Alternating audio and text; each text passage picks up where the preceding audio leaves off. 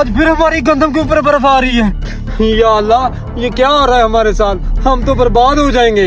इस तरह तो हमारी सारी फसल बर्बाद हो जाएगी। आसपास की तो सारी फसलें ठीक हैं, हमारी फसल को क्या हो जाता है? ऐसा करता हूँ, छोटे मालिक को बताता हूँ जाकर।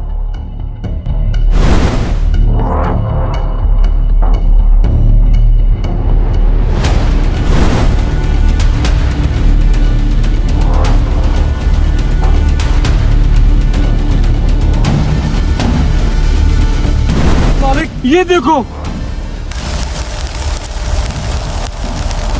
हमारी ये गंदम भी बर्फ में तब्दील हो रही है। या अल्लाह पाक, ये किन गुनाहों की सजा मुझे मिल रही है? या अल्लाह पाक, यही फसल मेरा कुल असासा है और ये भी दिन ब दिन बर्बाद हो रही है। मैं तो लुट गया, मैं बर्बाद हो। आसपास की सब फसलें ठीक है, आखिर मेरे साथ ही ऐसा क्यों?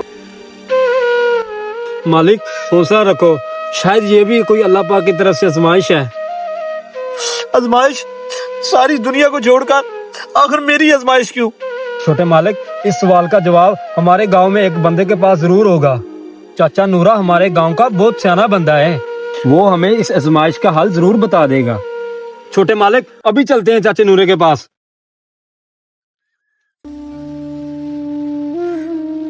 ओ पुत्र, टेंशन ना लो, अल्लाह पाक की आजमाइश भी उस पे आती है जिस पे अल्लाह पाक राजी हो। लेकिन तेरी एक बात की मुझे समझ नहीं आती पुत्र। तू बोलता है तेरे इर्द गिर्द की फसलें ठीक हैं, मगर तेरी ही फसल पे बर्फ क्यों जमती है? चाचा नूरे, इसी बात की तो हमें समझ नहीं आ रही कि आखिर हमारे साथ ही ऐसा क्यों हो रहा है। मुझे लगता है अल्लाह पाक तुझसे नाराज है। यार चाचा नूरे, कैसी बात कर रहा है तू?